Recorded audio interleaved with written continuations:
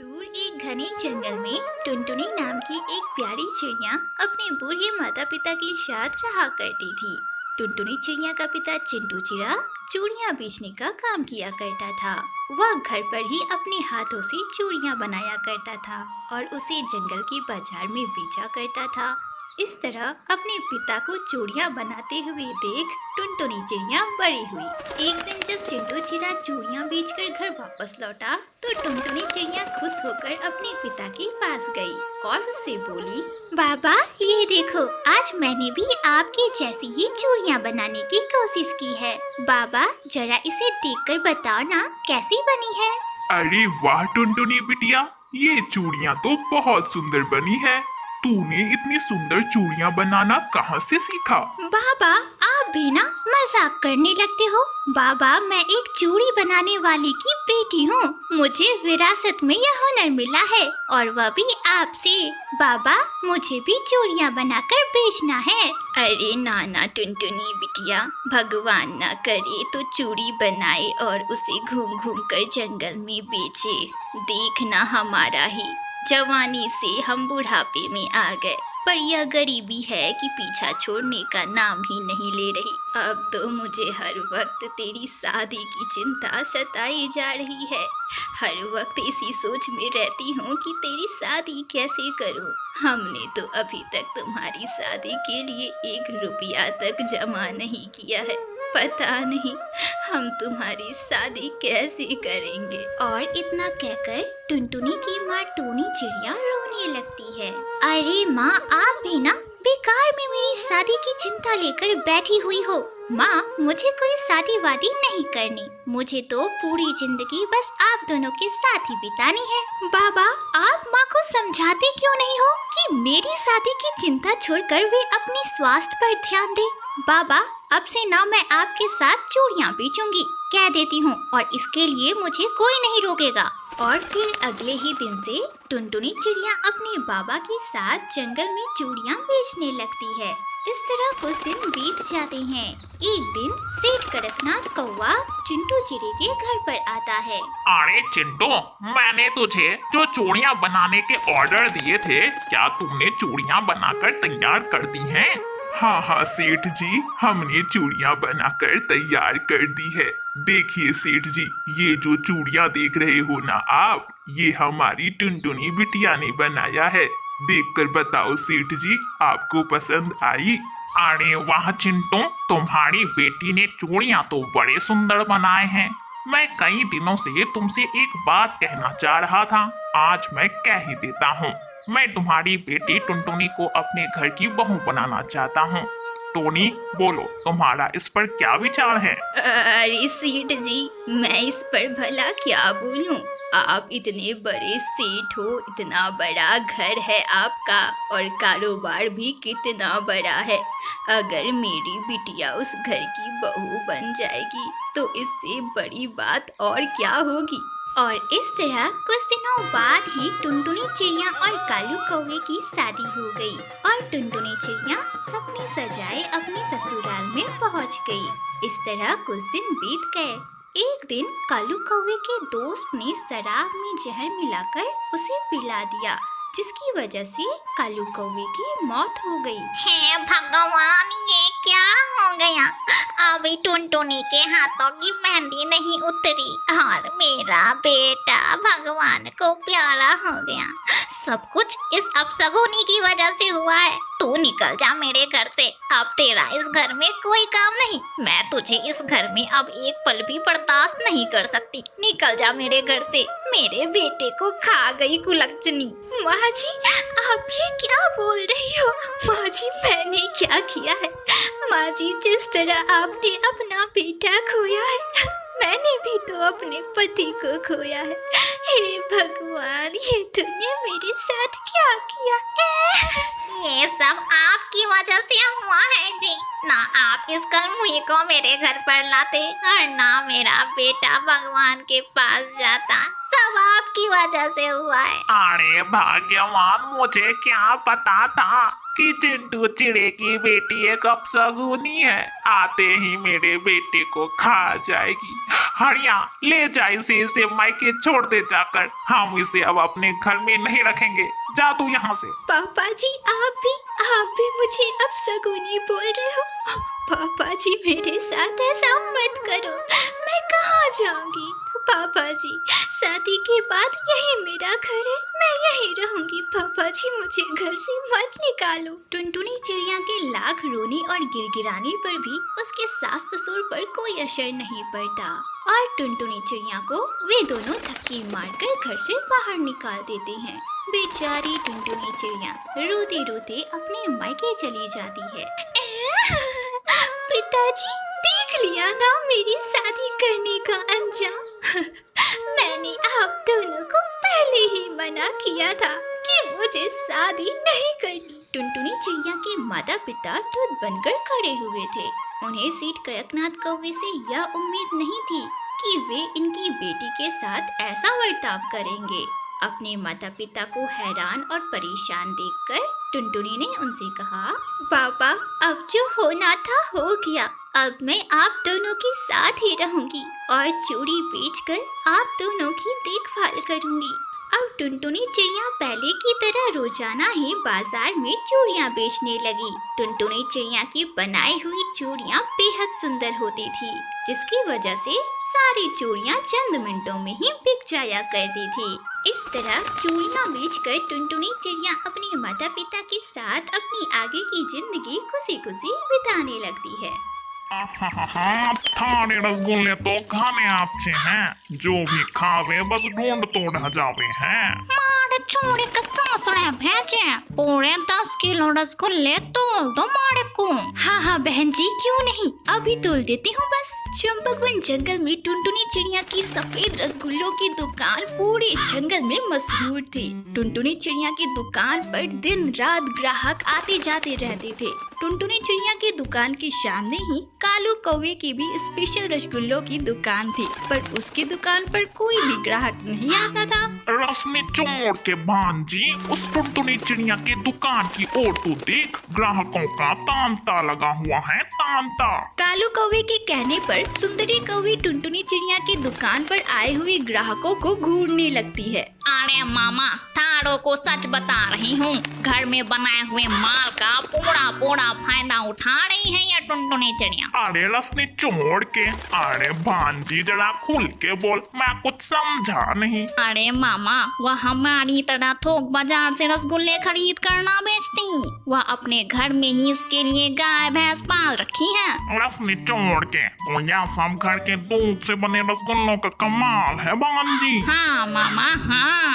एक दिन की बात है, कालू कौवा टुनटुनी चिड़िया के गौशाले की ओर से ही गुजर रहा था। तभी अचानक से उसकी नजर टुनटुनी चिड़िया पर पड़ती है, जो कि अपनी गायों का बहुत अच्छे से ध्यान रख रही थी। तभी वह वहाँ रुक जाता है और मन ही मन सोचने लगता है, रसने चोर के, इस टुनटुनी चिड़िया ने तो बड़े ही हष्ट पुष्ट गायों को पाल रखा है, इसका कुछ न कुछ तो करना ही होगा कालू तुझे। कुछ दिन बाद एक रात टुनटुनी चिड़िया जब अपने परिवार के साथ अपने घर में सो रही थी, तभी अचानक से कालू कौवा अपने कुछ साथियों के साथ उसकी गौशाला में आता है और उसके जानवरों को खोलकर वहां से भगा देता है और उसकी गौशाला में आग लगा देता है। रसने चोर के, अब देखता हूँ कि तुम रसगुल्ले बनाकर कैसे बेचती हैं। जब तक बेचारी टुनटुनी चिड़िया को इस बात की खबर लगी, तब तक जलकर सब कुछ राख हो चुका था।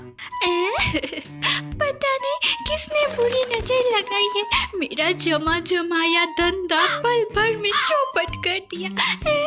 अरे टुनटुनी बहू, भगवान का शुक्र मनाओ कि इस गौशाला में हम नहीं सो रहे थे। अगर हम सो रहे होते तो हमारा क्या हश्र होता अभी। अपनी सास की यह बात सुनकर टुनटुनी चिड़िया थोड़ा हिम्मत दिखाते हुए कहती है, शायद आप ठीक कह रही हो माँ जी, हमें हिम्मत नहीं हारनी चाहिए। हाँ बहू, भगवान ने अगर चाहा तो तेरा धंधा पहले से भी अच्छा चलेगा, देख लेना तू। उस दिन के बाद से कुछ दिनों तक टुनटुनी चिड़िया का दुकान बंद रहता है। जिसकी वजह से कालू कौवे के रसगुल्ले की दुकान चल पड़ती है। उसके रसगुल्ले की दुकान के शामी ग्राहक मधुमक्खी की तरह भनभना रहे थे। अपने छोड़ के देखा भांजी, मेरा तरकीब तो काम कर गया। अब तो ग्राहक ऐसे आ रहे हैं जैसे आसमान से बर्फ के ओले बरस रहे हों। और अगर भगवान ने चाहा तो बर्फ के ओले ऐसे ही बरसते रहेंगे मामा। एक दिन जंगल का जमींदार सरदार कड़कनाथ कौवा टुनटुनी चिड़िया के घर के पास आता है और उसके दरवाजे को खटखटाता है। अरे कोई है? टुनटुनी, ओ टुनटुनी, अरे टुनटुनी दरवाजा तो खोलो। तब टुनटुनी चिड़िया दरवाजा खोलती है। अरे सेठ जी आप यहाँ? अरे तेरे लिए एक खुशखबरी है, तू अगर सुनेगी ना तो खुशी से झूम उठेगी। देख टुनटुनी, मेरी बिटिया चंचल की शादी होने वाली है और उसके लिए मुझे तुझसे 500 किलो सफेद रसगुल्ले चाहिए। देख टुनटुनी, रसगुल्ले मुझे बहुत अच्छे चाहिए, अगर खराब निकली तो तेरे लिए ठीक नहीं रहेगा, पर मुझे पता है कि तू रसगुल्ले बड़े अच्छे बनाती है। सेठ कड़कनाथ कौवा टुनटुनी चिड़िया को 500 किलो सफेद रसगुल्ले की ऑर्डर देकर वहाँ से चला जाता है। आज टुनटुनी चिड़िया बहुत खुश थी। वहीं दूसरी तरफ जब कालू कौवे को इस बात की खबर लगती है तो वह भागता हुआ अपनी भांजी सुंदरी कौवी के पास जाता है और उससे कहता है, रसनी चोट के भांजी, तेरी इज्जत का तो फालूदा निकाल दिया, फालूदा। अरे मामा, सुंदरी की इज्जत का फालूदा निकालने वाला कौन पैदा हो गया, जरा बताना तो। रसनी चोट के कहता हूँ भांजी, वही सरदार सेठ कड़कनाथ कौवा जिसके आगे पीछे तू मंडराते रहती है, पर उसने 500 किलो सफेद रसगुल्ले का ऑर्डर टुनटुनी को दे दिया, तुझे नहीं दिया। अरे मामा तो उदास ना हो, इस बार यह सुंदरी ऐसा कमाल दिखाएगी ना कि वह नासपेटी टुनटुनी कहीं अपना मुंह दिखाने लायक नहीं रहेगी और सरदार के तो डंडे बरसेंगे, डंडे।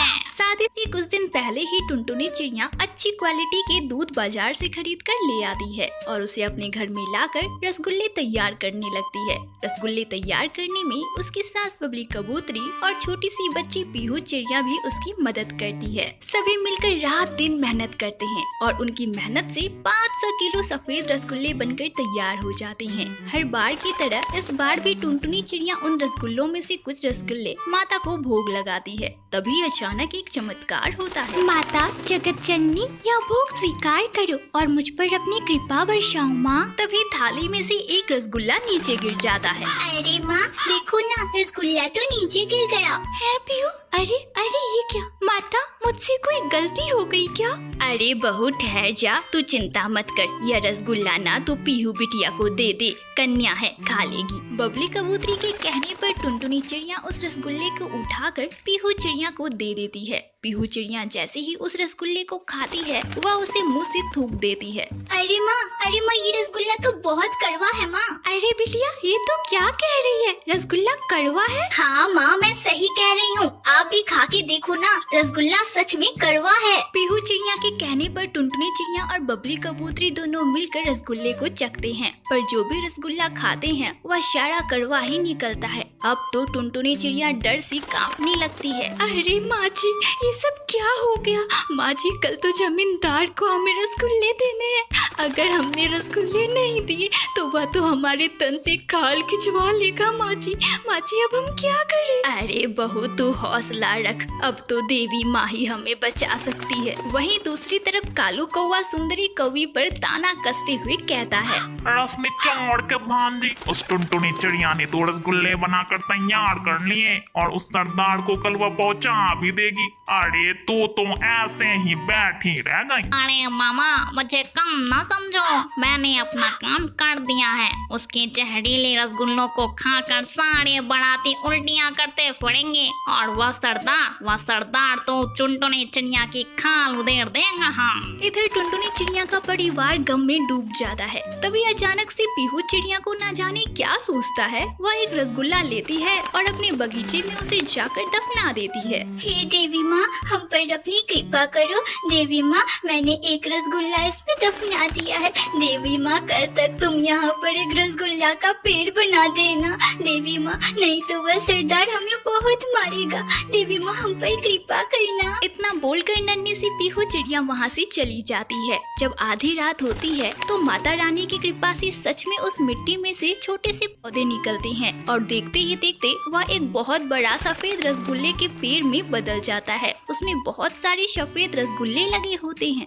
अगली सुबह जब नन्ही सी पीहू चिड़िया जगकर उस बगीचे में जाती है तो सफेद रसगुल्ले के पेड़ को देखकर हैरान हो जाती है और भागकर अपनी माँ टुनटुनी चिड़िया के पास जाती है। माँ जल्दी चलो, माँ जल्दी बगीचे में चलो ना माँ मुझे कुछ दिखाना है माँ तुम जल्दी मेरे साथ चलो ना। अरे हाँ पीहू बेटा चलती हूँ चल। तब टुनटुनी चिड़िया और बबली कबूतरी पीहू चिड़िया के साथ बगीचे में जाती है और वे दोनों भी रसगुल्ले के पेड़ को देखकर हैरान हो जाती है। अरे माँ जी ये तो कमाल हो गया, हमारी बगीचे में रसगुल्ले का पेड़। हाँ बहू यह तो माता रानी की कृपा है। अब जल्दी से बहू रसगुल्ले तोड़ ले और जाकर सरदार को पहुँचा दे। हाँ माँ जी मैं जल्दी से रसगुल्ले तोड़कर सरदार को पहुँचा देती हूँ। सभी मिलकर पेड़ से सफेद रसगुल्लों को तोड़ते हैं और जल्दी जल्दी टुनटुनी चिड़िया उन रसगुल्लों को सरदार के यहाँ पहुँचा देती है।